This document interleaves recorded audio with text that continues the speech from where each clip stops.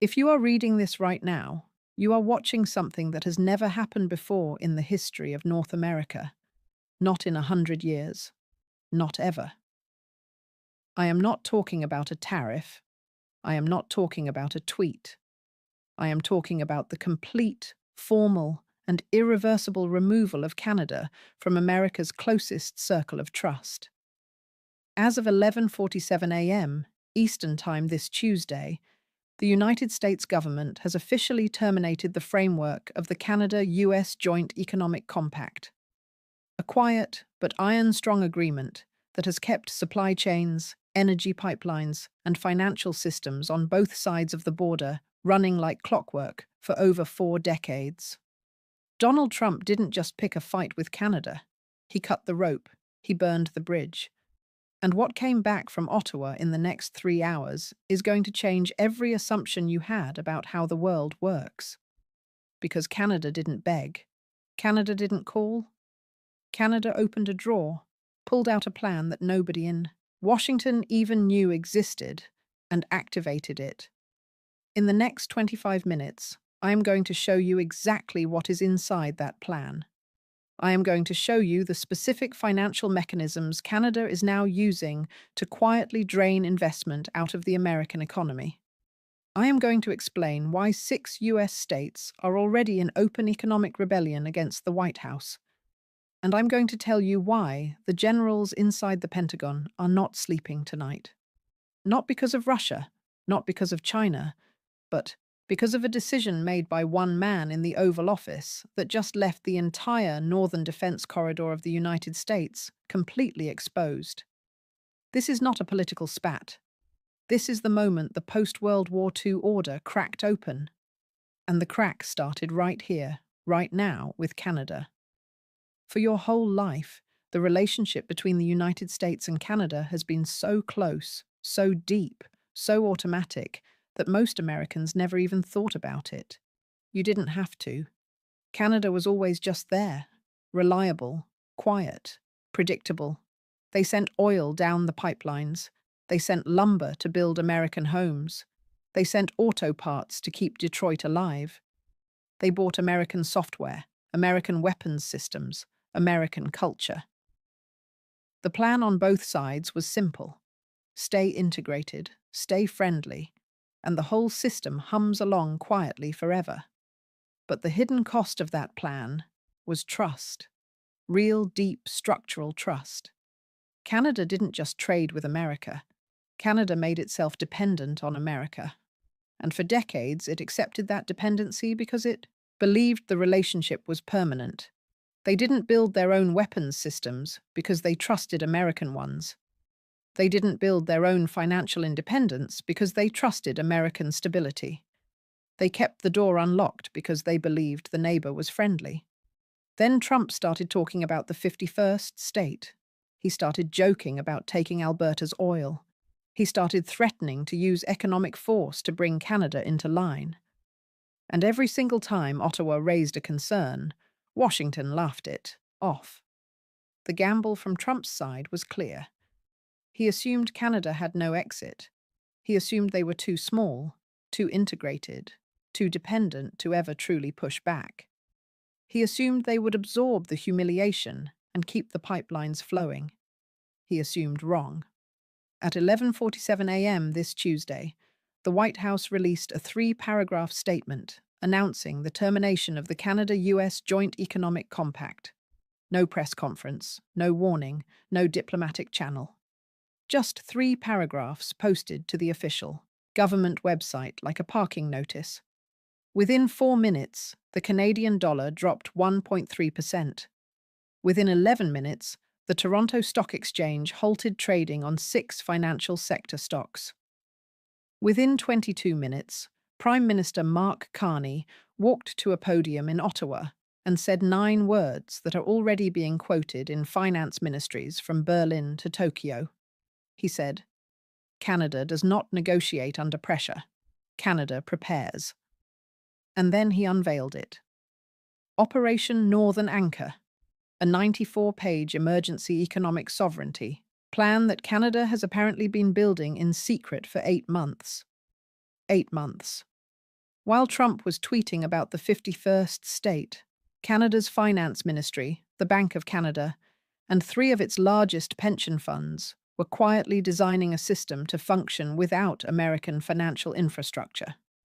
The document allocates 31 billion Canadian dollars across 5 areas: independent energy export corridors to Europe and Asia, a domestic bond market that bypasses American clearinghouses, a new Arctic logistics network, a sovereign digital payment rail that doesn't touch the US Federal Reserve System, and a fast-tracked immigration program specifically targeting American tech and medical workers who want to leave. Pause. Read that last one again. Canada is not just defending itself. Canada is now actively recruiting your engineers, your doctors, your scientists. They are not building a wall. They are building a magnet. While the White House was still processing the morning's press statement, Canada's trade minister was already on a plane to Brussels. While Trump's team was drafting a response, the premiers of British Columbia and Ontario had already convened an emergency economic council. And while the Oval Office was figuring out how to spin this as a win, three of Canada's largest pension funds, which together hold over $2.1 trillion in assets, quietly began shifting their US Treasury exposure from 34% to a target floor of 19%. That is not a symbolic gesture. That is a tectonic shift in the bond market. Here is what the mainstream conversation is completely missing. The real weapon in Canada's hands is not oil, not lumber, not trade volume. It is money. Specifically, it is the money that Canada has already placed inside the American financial system over decades of deep integration. TD Bank alone operates over 100 branches across the eastern United States. Royal Bank of Canada manages pension and institutional assets for American municipalities, school districts, and state governments from Maine to Florida. Canadian pension funds own stakes in American airports, toll roads, data centers, and hospitals. According to three separate sources familiar with the situation inside Bay Street, Canada's major financial institutions were given informal guidance last Friday to begin a structured liquidity review of all US-facing portfolios. That is a polite way of saying, figure out how much we can pull back and how fast without triggering a legal dispute. A senior economist who advises one of the big 5 Canadian banks put it this way in a private briefing that we have now confirmed. The Americans think this is a trade dispute. They are looking at the wrong battlefield. The battlefield is capital allocation, and we are already winning it. Think about what that means in practical terms. If you are a city government in Ohio, and your bond offering next quarter is underwritten with Canadian institutional capital, and that capital is being redirected to Rotterdam or Melbourne instead, your borrowing costs go up. Your roads don't get paved. Your school expansion gets delayed. The pain does not announce itself. It just quietly accumulates. And by the time the average American voter feels it, the cause will be so buried under financial jargon that nobody will be able to explain why the bill went up. This is what happens when a president who thinks in slogans picks a fight with a central banker who thinks in systems. Now we have to talk about the North, far north. Because while the financial war is invisible and the trade war is loud, there is a third war starting that has not made a single headline yet. It is happening in the Arctic. Trump has been obsessed with Arctic dominance for years. His pursuit of Greenland was never really about Greenland. It was about controlling the polar trade routes that are opening up as the ice melts. New shipping lanes, new resource access, a potential shortcut between the Atlantic and Pacific that could reshape global commerce entirely. Canada controls the Northwest Passage. Canada has always controlled it. And until this week, that was a manageable tension because the two countries were fundamentally allies. Not anymore. Operation Northern Anchor includes a Section 7, that authorizes the immediate deployment of Canada's new ice-capable patrol vessels to establish what the document calls continuous sovereign presence along all disputed Arctic waterways. Translation: Canada is physically occupying the waters that America thought it had free access to. If a US commercial vessel or military asset tries to transit the Northwest Passage without Canadian authorization, this week they will be met by a Canadian flag and a very polite but completely firm refusal. The US Navy has used these waters freely for decades. That era ended this Tuesday. And here is where it becomes genuinely alarming. Russia is watching this in real time. Russian Arctic strategy has always been constrained by the simple fact that America and Canada operated the Northern Defense Corridor together through NORAD. Two allies, one radar system, total northern coverage. If that alliance fractures, if Canada begins pulling back, intelligence sharing or restricting joint operational access, the entire northern flank of North America develops a gap. Not a theoretical gap, a real, physical, exploitable gap. The kind that Russian military planners have been trying to create for 30 years and never could, because the US and Canada were too united. Trump just handed them the gap for free, in exchange for not having to apologize. We have confirmed through two separate defense sources that senior US military officials have been making back channel calls to Ottawa since noon today. Not political calls, military toiletry calls. The message, according to one source with direct knowledge, was stark. Whatever is happening in Washington right now, please keep the radar on. But here is the part of this story that is moving the fastest. It is not in Ottawa. It is not in the Arctic. It is in the governor's offices of Michigan, Wisconsin, Minnesota, New York, and Vermont. 5 states, 5 Republican and Democrat governors, who within 6 hours of the White House announcement released near identical statements. They did not condemn Trump by name. They did not need to.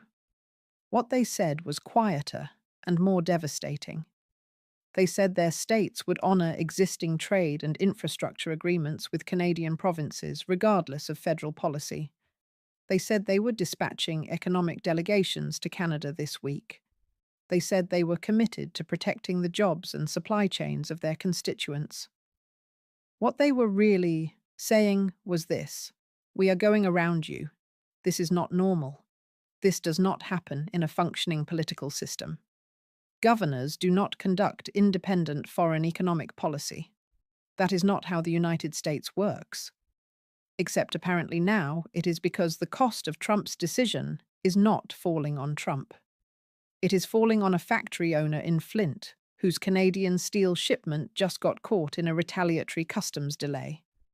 It is falling on a construction firm in Vermont, whose Canadian lumber supplier just put new contracts on 60-day hold pending policy clarity. It is falling on a hospital in Minneapolis that sources medical equipment from a Canadian manufacturer who just paused all US-facing orders. The Republican donors in these states are furious. Not publicly, not yet. But 3 separate reports from political operatives in Ohio and Pennsylvania describe a wave of calls from major business contributors to Republican Senate offices with one message: fix this in 30 days or the money stops. Trump is cornered in a way he has not been before. He cannot back down without admitting he was wrong, and he cannot push forward without making the economic pain worse. He is a man standing on a crack in the ice, and the crack is spreading. So here is where we are right now. As of this evening, Canada has activated a sovereign economic independence plan, 8 months in the making. 3 of the world's largest pension funds are quietly restructuring $2 trillion of US exposure. 5 US governors are conducting independent economic diplomacy with Ottawa. US military officials are making secret calls, begging Canada to maintain joint defense cooperation that the president just politically undermined. Arctic sovereignty is now formally contested for the first time in modern history. And the financial markets in Asia opened an hour ago with the Canadian dollar up and the US dollar index sliding for the third session in a row. Trump promised to make America great again. What he has done instead is make Canada independent for the first time in a generation. He forced a quiet, reliable neighbor to stop trusting him. And once that trust is gone, it does not come back. Even if Trump is gone tomorrow, even if a new president arrives in 2 years with apologies and handshakes, Canada will never unwind Operation Northern Anchor. They will never rebuild the dependency. They have learned the lesson. They are building the armor, and they are keeping it on. The American century was built on alliances, not just military ones, but economic and cultural and human ones. The idea that America was the anchor everyone else tied themselves to, that idea is being re-examined right now in every capital in the world. Europe is watching. Japan is watching. South Korea is watching. They are all running the same quiet calculation. If America did this to Canada, what would it do to us? You can control a news cycle. You cannot control a bond market. You can spin a tariff. You cannot spin a pension fund moving $2 trillion. You can ignore a document. You cannot ignore an empty pipeline. Reality is not a slogan. And right now, reality is sitting in Ottawa wearing a suit. And it is very calmly winning. We are watching this story live every hour across the Arctic, inside the banks, and on the floors of 6 state capitals. This is not the end. This is the first chapter of something that will be written about for a very long time. Stay with us. The border is being redrawn, not with guns, with spreadsheets. And that is the kind of redrawn border that never goes.